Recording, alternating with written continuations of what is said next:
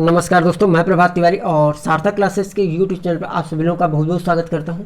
आज के वीडियो में हम आपसे बात करेंगे यूपी पीजीटी 2021 के सिविक्स के पेपर के हल की, जो पेपर आज यानी 18 अगस्त 2021 को हुआ था। और आप लोगों ने पेपर दिया होगा और आप लोग भी सर्च कर रहे होंगे फाइनल आंसर की या जो संभावित आंसर की उनके संदर्भ में। तो पूरे समय इस प्रश्न पत्र के जो प्रश्न हैं उनका आंसर कलेक्ट करने के लिए जो बुक्स हैं आपके ऑथेंटिक बुक हैं आपके सब्जेक्ट की, पॉलिटिकल साइंस से संबंधित और सिविक्स से संबंधित, या हम बात कर लें जहाँ पर संविधान के क्वेश्चन हैं उसके लिए बेयर एक्ट। तो विभिन्न जो प्रमाणित पुस्तकें उनका स्रोत उनको उन्हीं के माध्यम से ये आंसर कलेक्ट किए गए हैं। हालांकि कुछ क्वेश्चन ऐसे भी थे जिनका आंसर ढूंढने में बहुत ज़्यादा दिक्कत आ रही थी। फिर भी जो विभिन्न अभ्यर्थी हमसे संपर्क में जिन्होंने पेपर दिया है, लगातार तैयारी कर रहे हैं, ऐसे प्रश्नों पर उनकी भी राय ली गई है। और जो सबसे रिपीटिशन वाला आंसर हमें मिला है तो उसको हमने संभावित किया। वैसे ऐसे प्रश्नों की संख्या बहुत कम है और मुझे उम्मीद ही नहीं, पूरा विश्वास है कि इस पूरा वीडियो देखने के बाद और अपनी आंसर से इससे अपने आंसर एक बार मिलाने के बाद आपको काफ़ी कुछ आइडिया हो जाएगा कि आप कहाँ पर स्टैंड कर रहे हैं इस प्रश्न पत्र में। साथ ही साथ वीडियो के लास्ट में हम आपसे बात करेंगे संभावित कट ऑफ की कि इस पेपर की एक इंटरव्यू कॉलिंग के लिए संभावित कट ऑफ क्या हो सकती है। तो चलिए स्टार्ट करते हैं आज का वीडियो स्टार्ट करने से पहले आपको बता दें कि अगर आपने अभी तक सार्थक क्लासेज ऐप डाउनलोड नहीं किया है तो आप डाउनलोड कर सकते हैं। जीके जीएस और test series online practice set के लिए आप स्टोर सेक्शन विजिट करके वहाँ पर कोर्स है उनको आप विजिट कर सकते हैं और वहाँ से आप अपनी तैयारी कर सकते हैं जीके जीएस पार्ट की। तो दोस्तों यह प्रश्न पत्र है नागरिक शास्त्र यानी सिविक्स का। और पहले प्रश्न की ओर बढ़ते हैं। इसको थोड़ा सा जूम कर लेते हैं जिससे आसानी हो आप लोगों के लिए। निम्नलिखित में कौन सी रचना एक संविदावादी विचारक की नहीं है? तो दिए गए ऑप्शन में सी ऑन लिबर्टी इसका सही आंसर होगा। ऑन लिबर्टी पुस्तक जो है संविदावादी विचारक की नहीं है। क्वेश्चन नंबर 2, देखिए पेपर चूँकि बढ़ा है तो हम व्याख्या नहीं करेंगे, केवल आपको ऑप्शन बताते जाएंगे, आप टिक करते जाइएगा। और दूसरा प्रश्न लेते हैं। किसका कथन है कि निर्णयन विभिन्न विकल्पों के चुनाव की एक सरलतम विधि है? तो यह कथन है रे ए किलियंस की। तो option D right answer question number 2 का। क्वेश्चन नंबर 3, कौटिल्य के अर्थशास्त्र में अधिकरण है? तो 15 अधिकरण है, ऑप्शन बी राइट आंसर हो जाएगा। क्वेश्चन नंबर 4, निम्नलिखित में से कौन सा उद्देश्य भारत के संविधान की प्रस्तावना में सम्मिलित नहीं है? तो आर्थिक स्वतंत्रता, ऑप्शन बी भारत के जो संविधान है उसकी उद्देशिका में सम्मिलित नहीं है। मार्क्सवादियों के अनुसार राज एक वर्गीय संरचना है, ऑप्शन ए राइट आंसर हो जाएगा यहाँ पर। क्वेश्चन नंबर 6, निम्नलिखित में से कौन अतिवादी नहीं था?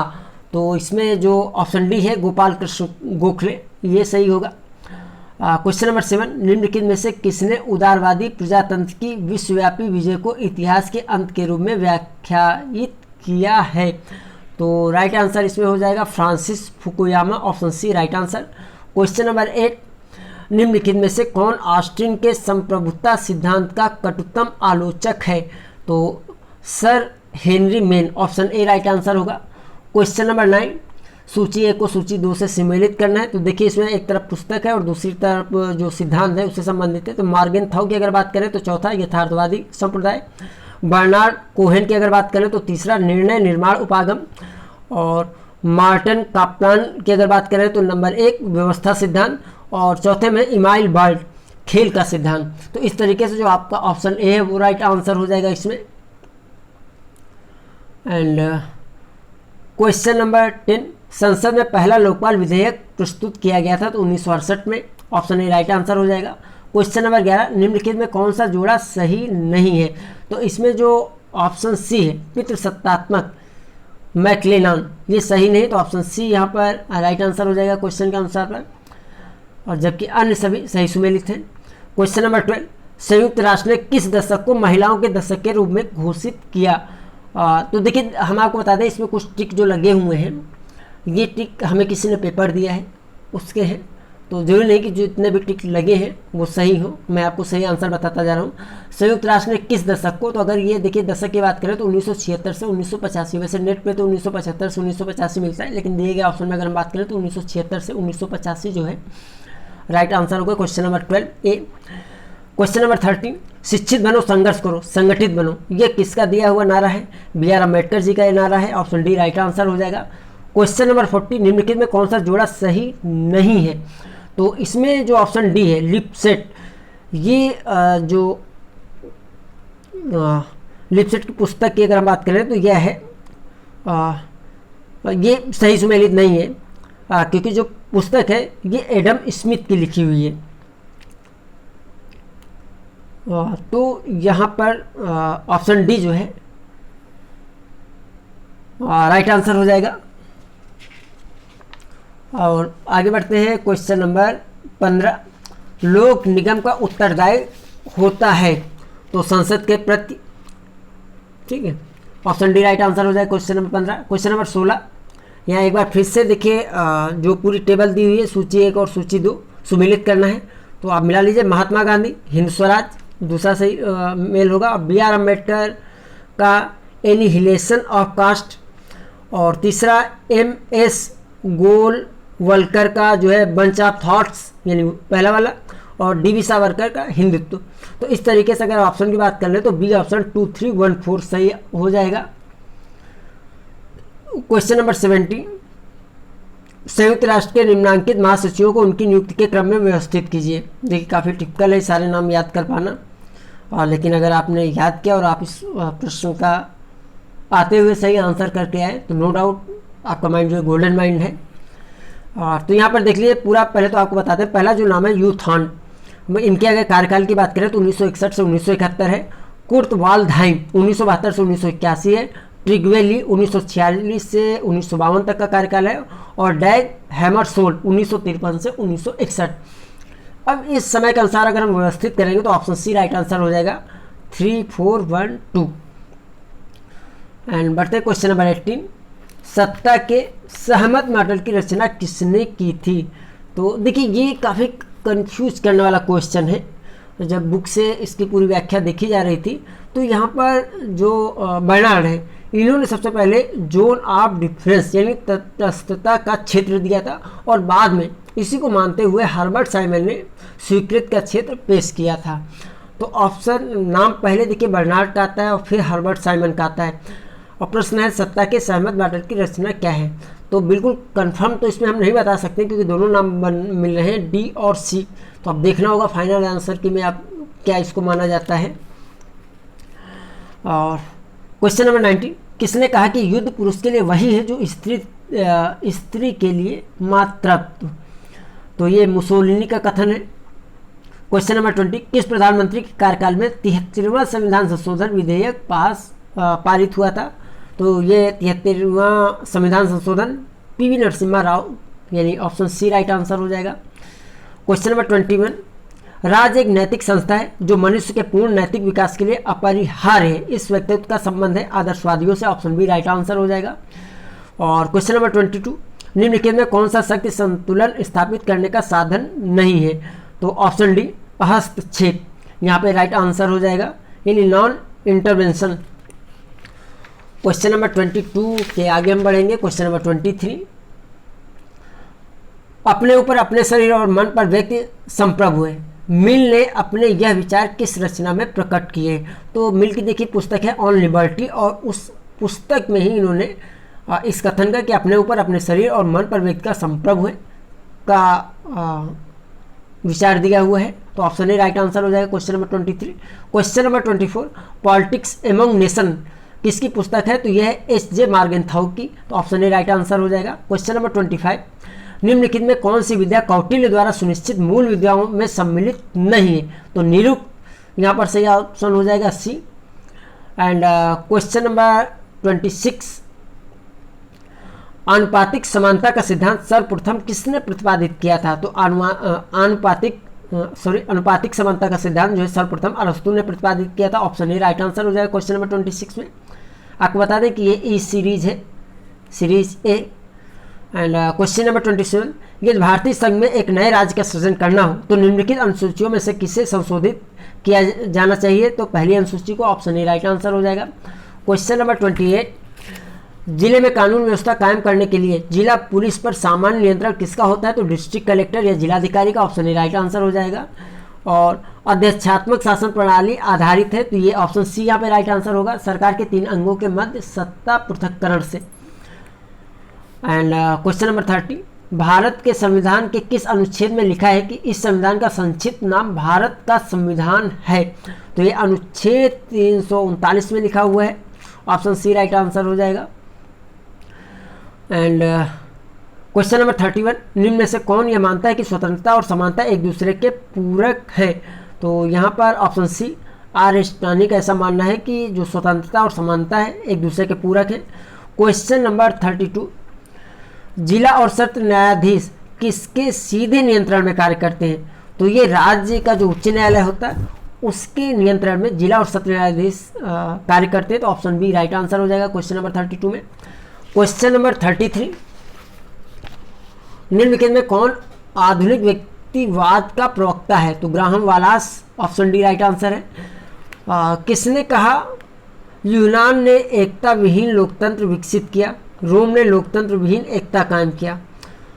देखिए मैं आपको बता दूं कि ये क्वेश्चन हमें सही से मिल नहीं पा रहा है, तो इसका मुझे ऑप्शन भी सही से किसी ने नहीं बताया हुआ है और बुक्स में मुझे नहीं मिला है, तो इसका आप कमेंट कर दीजिएगा जो भी आपके अनुसार हो। जो सही आंसर उसे आप कमेंट कीजिएगा, मैं भी उसको सर्च कर लूँगा, एक बार क्रॉस चेक कर लूँगा, अगर वो सही होगा तो इतने जो भी आंसर यहाँ पे दिक्कत करेंगे बताने में, शेयर करने में, उनको मैं जब भी आप कमेंट करेंगे तो उनको मैं पिन कर दूंगा। तो उससे क्या होगा कि आसानी से जब भी आप ये वीडियो देखते हैं तो आप कमेंट सेक्शन जरूर चेक कीजिएगा। एंड क्वेश्चन नंबर 35, किसने कहा कि आधुनिक सभ्यता 4 दिन की चांदनी है? तो देखिए गांधी जी का एक कथन है, ऑप्शन सी राइट आंसर होगा।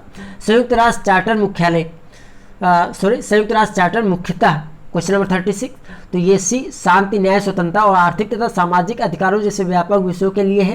क्वेश्चन नंबर 37, जयप्रकाश नारायण किस अवधारणा के प्रतिपादक है? तो ये संपूर्ण क्रांति के प्रतिपादक हैं जयप्रकाश नारायण जी।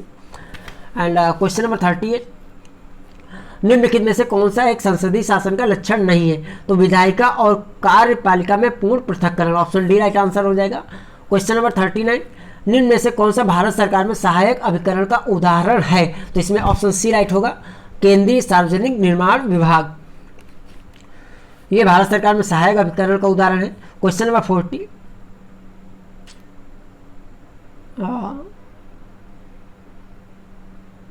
सॉरी हमें लग रहा, हाँ 39 बिल्कुल सही,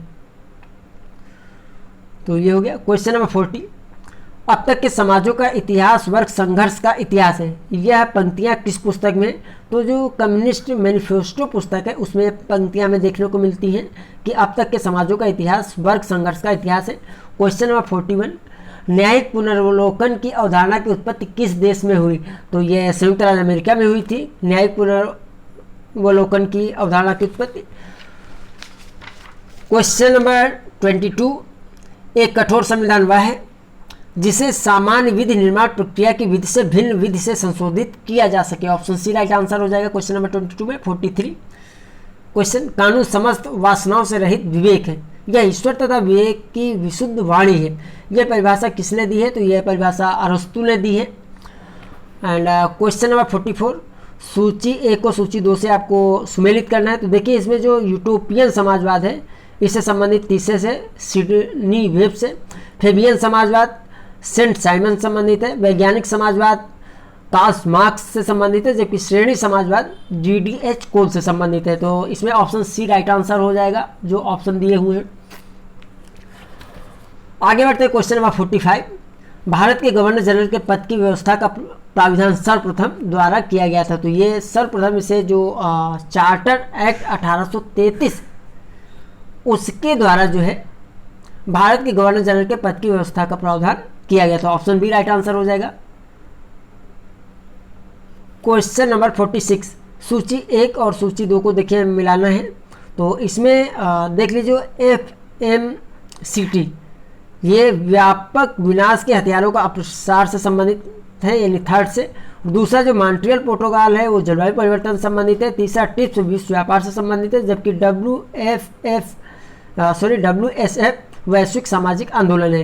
तो अगर इनको हम मिलाएंगे तो पाएंगे ऑप्शन ए जो है कूट मिलान वो राइट आंसर हो जाएगा, यानी 3, 1, 2, 4। क्वेश्चन नंबर 47, निम्नलिखित में कौन सा युग्म सही सुमेलित नहीं है? तो इसमें सही सुमेलित नहीं है की बात की जा रही है। तो नेहरू रिपोर्ट मोतीलाल नेहरू संबंधित है, चंपारण आंदोलन महात्मा गांधी से संबंधित है, फॉरवर्ड ब्लॉक सुभाष चंद्र बोस से संबंधित है, जबकि M.A. जिन्ना खिलाफत आंदोलन ये सही सुमेलित नहीं है। तो ऑप्शन बी राइट आंसर हो जाएगा इसमें। क्वेश्चन नंबर 48, लोक निगम प्रकार का प्रशासन क्या प्राप्त करने की चेष्टा करता है? तो ये सार्वजनिक जवाबदेहिता का कारोबारी दक्षता के साथ मिश्रण है। तो ऑप्शन डी राइट आंसर हो जाएगा। क्वेश्चन नंबर 49, ऑस्टिन ने अपनी किस पुस्तक में संप्रभुता के सिद्धांत की व्याख्या की है? तो lecture on jurisprudence, option D right answer हो जाएगा। क्वेश्चन नंबर 50, शांति के लिए एकता प्रस्ताव से संयुक्त राष्ट्र संघ के किस अभिकरण की शक्ति में वृद्धि हुई? तो सुरक्षा परिषद में इससे वृद्धि हुई, ऑप्शन सी राइट आंसर हो जाएगा question number 50। And question number 51, दबाव समूह निम्न में से कौन सा तरीका नहीं अपनाते? तो चुनाव लड़ना, जो दबाव समूह होते हैं वो चुनाव नहीं लड़ते हैं, तो ऑप्शन डी राइट आंसर हो जाएगा।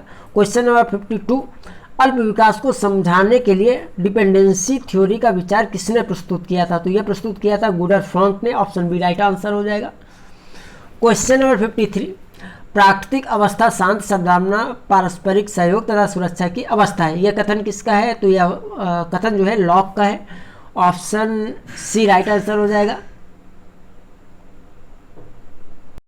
हाँ तो दोस्तों हम लोग बात कर रहे थे क्वेश्चन नंबर 52, एक बार फिर से देख लेते हैं। अल्प विकास को समझाने के लिए डिपेंडेंसी थ्योरी का विचार किसने प्रस्तुत किया था? तो यह प्रस्तुत किया था गुडर फ्रांक ने। एंड क्वेश्चन नंबर 53, प्राकृतिक अवस्था शांत सद्भावना पारस्परिक सहयोग तथा सुरक्षा की अवस्था है, यह कथन किसका है?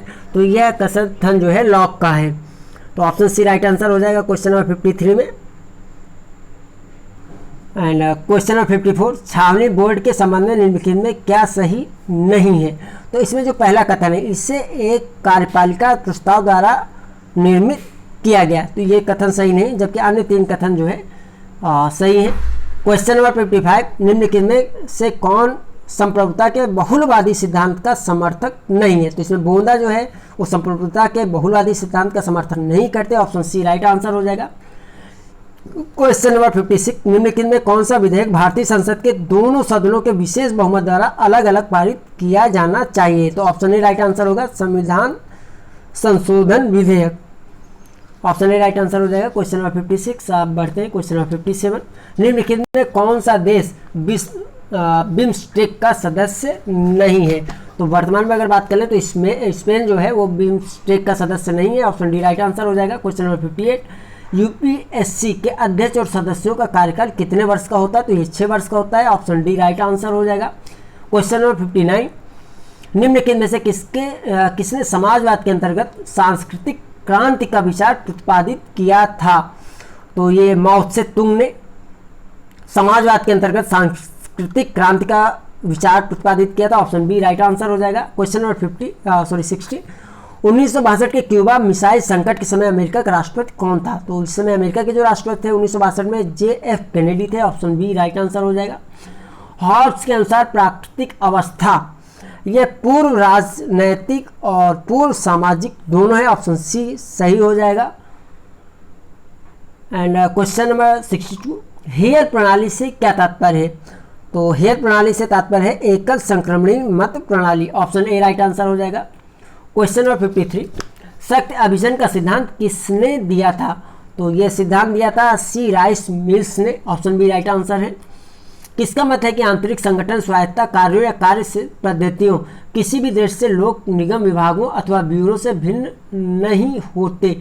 तो ये जो विचार है वो है 64 जो है LD वाइट का। देखिए ये क्वेश्चन सर्च में नहीं मिला था, लेकिन कई अभ्यर्थियों से जब हमने पूछा तो हमें अधिकांश लोगों ने जो है बी ऑप्शन को ही बताया है। तो देख लीजिएगा आप, अगर आपको लगता है कि बी नहीं तो आप कमेंट ज़रूर कीजिएगा, और हो सके तो अगर आपके पास कोई प्रूफ है तो प्लीज़ आप उसे ज़रूर रिकमेंड कीजिएगा। एंड क्वेश्चन नंबर 65, विधायी कार्य करने के लिए भारत की संसद की संयुक्त बैठक की अध्यक्षता कौन करता है? तो लोकसभा का अध्यक्ष जो है विधायी कार्य के लिए भारत की संसद की संयुक्त बैठक की अध्यक्षता करता है, ऑप्शन डी राइट आंसर हो जाएगा। बहुलवादी महत्व देते हैं तो समूह और संगठनों को, ऑप्शन बी राइट आंसर हो जाएगा। नगर राज्य का संबंध माना जाता है प्राचीन यूनान से, ऑप्शन सी राइट आंसर हो जाएगा। क्वेश्चन नंबर 68, मार्क्स ने नौकरशाही की प्रशंसा निम्न में से किस विशेषता के लिए की थी? तो ये तार्किकता, ऑप्शन ए राइट आंसर हो जाएगा। ये भी क्वेश्चन ऐसा था जो अधिकांश अभ्यर्थियों ने हमें इसके विषय में बताया। एंड क्वेश्चन नंबर 69, निम्नलिखित में से क्या प्रशासन पर विधायी नियंत्रण का साधन नहीं है? तो प्रदत्त जो विधायन है, ऑप्शन ए राइट आंसर होगा इसमें। क्वेश्चन नंबर 70, भारतीय संविधान सहायक एकात्मक विशेषताओं सहित एक संघीय राज्य की स्थापना के स्थान पर सहायक संघीय विशेषताओं सहित एक एकात्मक राज्य की स्थापना करता है। यह कथन केसी वियर का है, ऑप्शन ए राइट आंसर हो जाएगा। एंड क्वेश्चन नंबर 71, निम्नलिखित में कौन राजनीति विज्ञान को विज्ञान नहीं मानता है? तो ये भी क्वेश्चन जो था सर्च में नहीं मिला, तो इसको भी अभ्यर्थियों से हमने पूछा है और अधिकांश अभ्यर्थियों ने इस प्रश्न का जो जवाब दिया है वो भी दिया है Jellinek, option B. Question number 72, देखिए ऐसे कुछ मैं आपको बता दूं कि करीब 6 से 7 क्वेश्चन हैं जो कंफर्म किए गए हैं अभ्यर्थियों के द्वारा, शेष सर्च में मिले हैं। इस तरीके से हम कह सकते हैं काफ़ी बैलेंसिंग पेपर है। देखिए जब पेपर के जो क्वेश्चन है वो आपको जो आपकी बुक्स है रिकमेंड जो स्टैंडर्ड बुक्स हैं जिनसे आप लोग तैयारी करते हैं वहाँ पे मिले, तो इसका मतलब पेपर जो है अच्छी तरीके से सेट है और जिन लोगों ने पढ़ा होगा उनका पेपर अच्छा हुआ होगा। क्वेश्चन नंबर 72, निम्नलिखित में कौन एक आदर्शवादी विचारक नहीं है? तो दिए गए ऑप्शन में डी जो बेंथम है वो आदर्शवादी विचारक नहीं है, ऑप्शन डी राइट आंसर हो जाएगा। क्वेश्चन नंबर 73, निम्न में से किसका संबंध शीत युद्ध से नहीं है? तो मार्शल योजना का संबंध जो है शीत युद्ध से नहीं, ऑप्शन सी राइट आंसर हो जाएगा। क्वेश्चन नंबर 74, संयुक्त राज्य अमेरिका और भूतपूर्व सोवियत संघ के संदर्भ में देतांत यानी डेंटेट का तात्पर्य क्या है? तो इसका तात्पर्य है दोनों के मध्य तनाव में शिथिलता, ऑप्शन बी राइट आंसर हो जाएगा। क्वेश्चन नंबर 75, राम मनोहर लोहिया किसके समर्थक थे? तो यह विकेंद्रीकृत समाजवाद के समर्थक थे, option A right answer. Question number 76, निम्न में से किस प्रशासकीय अभिकरण के पास कार्य संपादन का एकाधिकार है? तो सूत्र अभिकरण के पास प्रशासकीय के पास जो है कार्य संपादन का एकाधिकार है, ऑप्शन ए राइट आंसर हो जाएगा। क्वेश्चन नंबर 77, न्यायिक पुनरावलोकन की शक्ति प्राप्त है सर्वोच्च न्यायालय व उच्च न्यायालय दोनों को, ऑप्शन डी राइट आंसर हो जाएगा। कानून सामाजिक आचरण का नियमन करने वाले नियमों का समूह है, यह परिभाषा किसने दी थी? तो यह परिभाषा दी थी ऑस्टिन ने।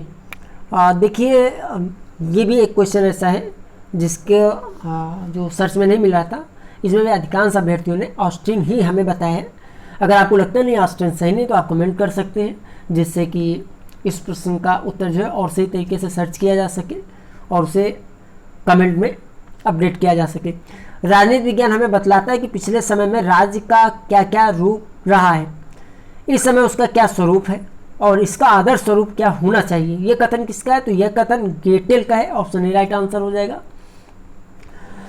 भारत के संविधान के अंतर्गत निम्नलिखित में से कौन सा एक मूल कर्तव्य नहीं है? तो मूल कर्तव्य की अगर बात करें तो लोक निर्वाचन मतदान करना जो है मूल कर्तव्य नहीं है, ऑप्शन ए राइट आंसर होगा। क्वेश्चन नंबर 81 पे बात करते हैं, स्वतंत्रता और समानता एक दूसरे के विरोध नहीं है, मत किसका है? तो ये लॉर्ड एक्टन का मत है। लॉर्ड एक्टन का मानना है कि स्वतंत्रता और समानता एक दूसरे के विरोध ही है, तो ऑप्शन ए राइट आंसर हो जाएगा। क्वेश्चन नंबर 82, निम्नलिखित में से कौन सी पुस्तक हेनरी फेयोल की रचना नहीं है? तो देखिए इसमें जो ऑप्शन सी है the theory of social and economic organisation, ये मैक्स वेबर की पुस्तक है, न कि हेनरी फेयोल की। जबकि अन्य 3 पुस्तकें general industrial management, the theory of administration of the state and the general principle of administration, ये तीनों पुस्तक जो है हेनरी फेयोल की हैं, तो ऑप्शन सी राइट आंसर होगा। क्वेश्चन नंबर 82 में 83, निम्नलिखित में कौन सा युग्म सुमेलित नहीं है?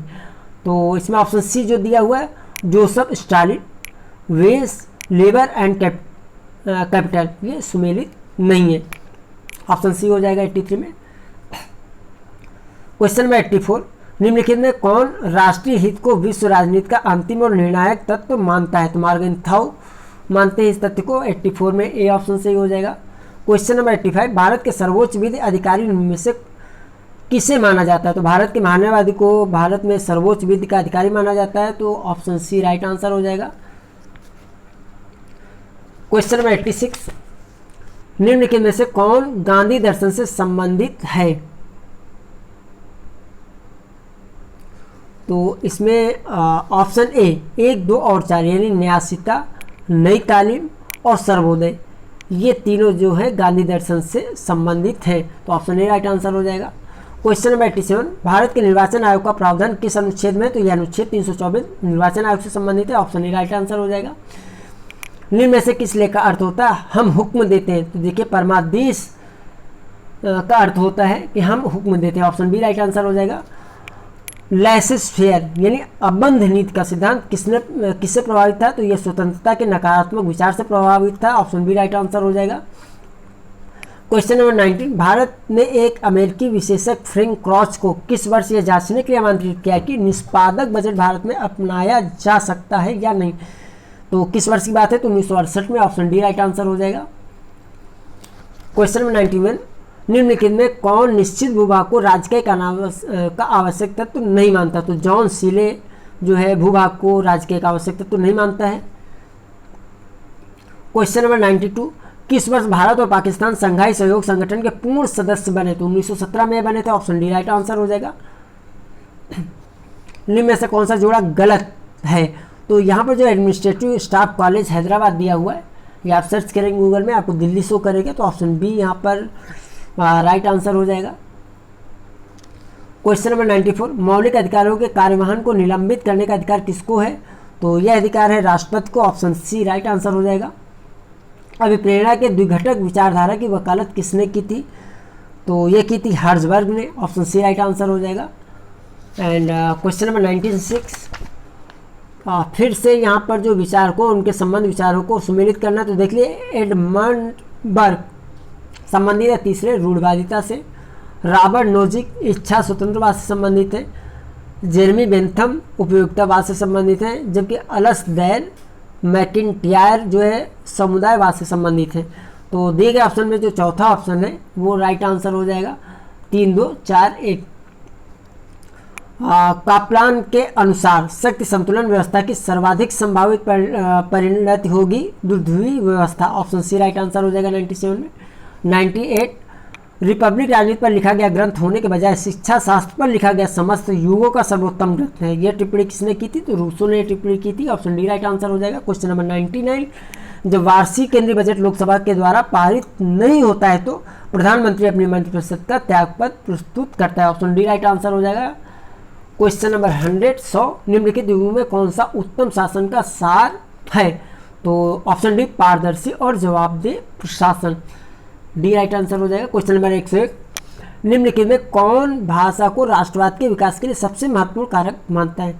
एक बार फिर से यह क्वेश्चन देखिए, सर्च में नहीं मिल पाया था, लेकिन अधिकांश अभ्यर्थियों ने इस प्रश्न का जो जवाब दिया वो सी दिया है, रैमजे म्यूर ने। ऑप्शन सी।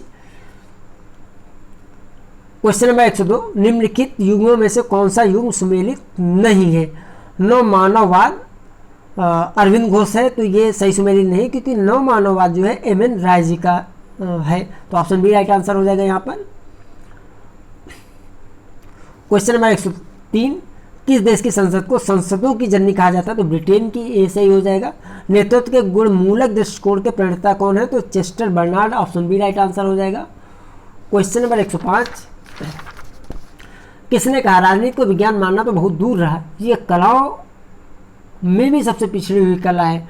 तो ये बक्कल का सेंटेंस है। ऑप्शन बी राइट आंसर होगा।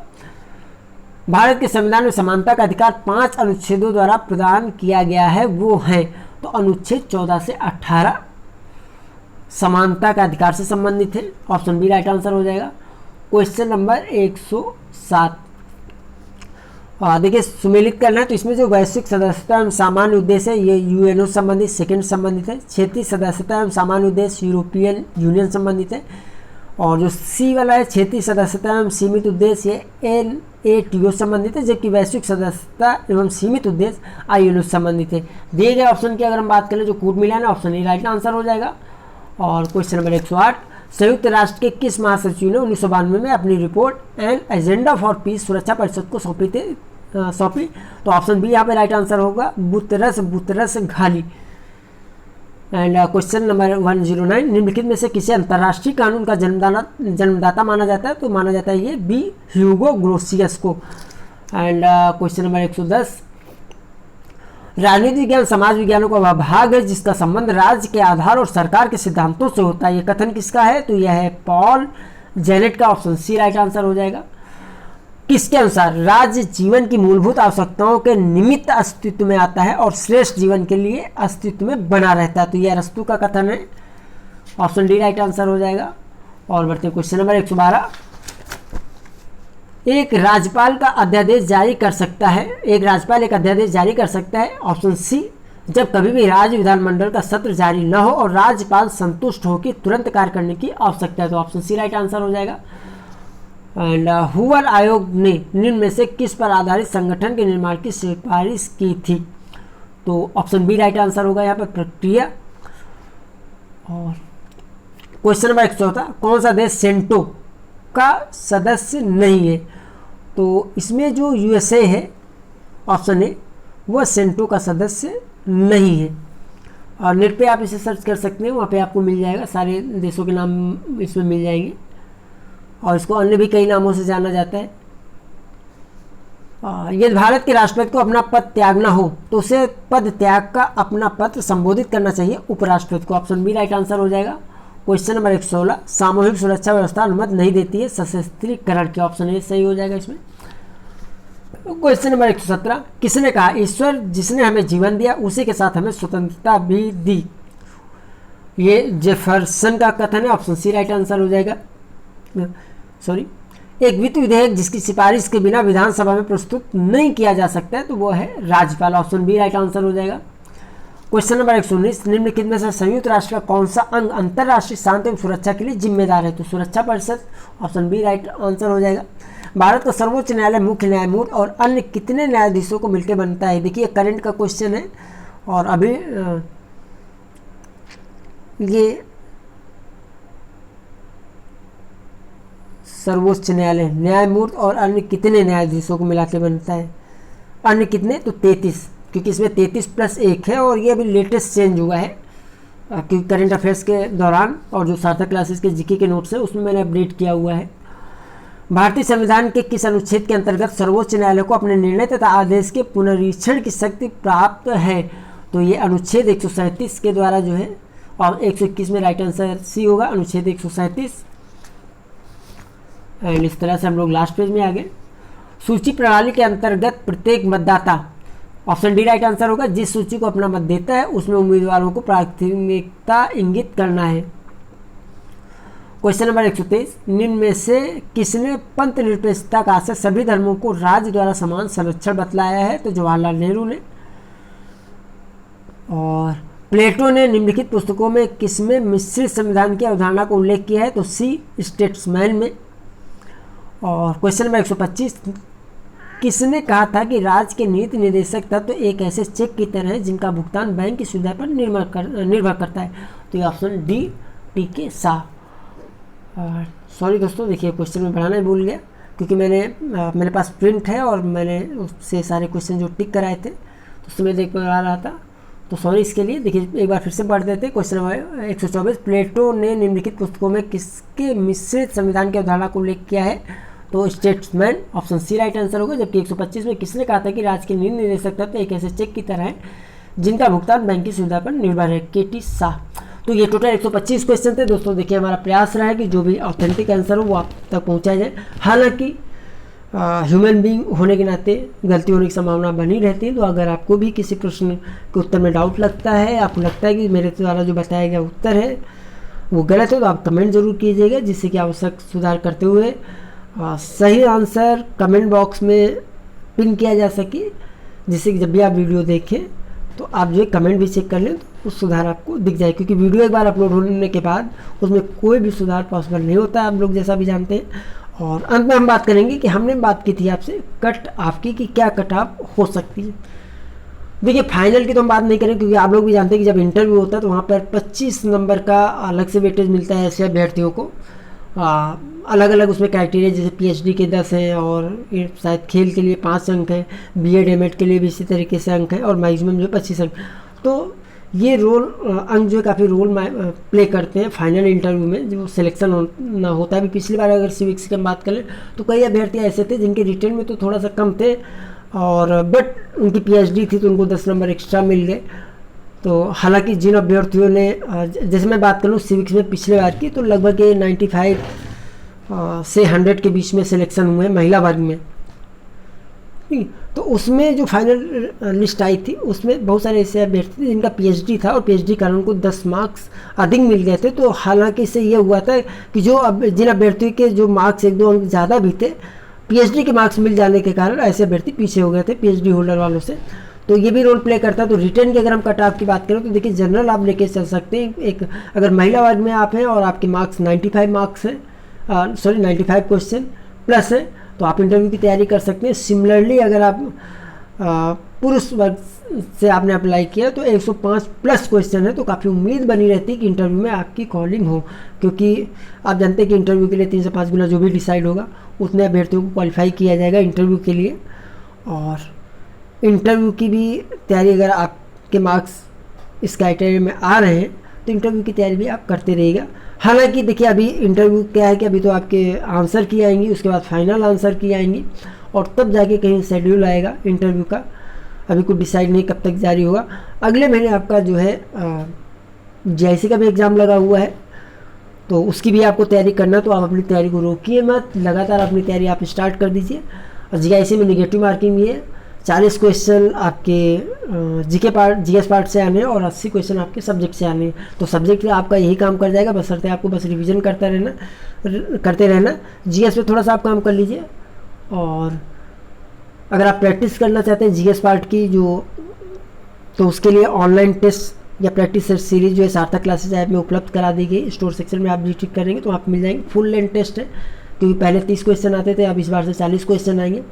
जो नया पाठ्यक्रम है उसके आधार पर सारी टेस्ट सीरीज़ तैयार की गई है। 20 प्लस वहाँ पे फुल लेंथ टेस्ट होंगे। और मुझे लगता है कि 1 महीने में अगर आपने सही से टेस्ट सीरीज़ लगा ली तो जीके पार्ट आपका जो है काफ़ी हद तक मजबूत हो जाएगा।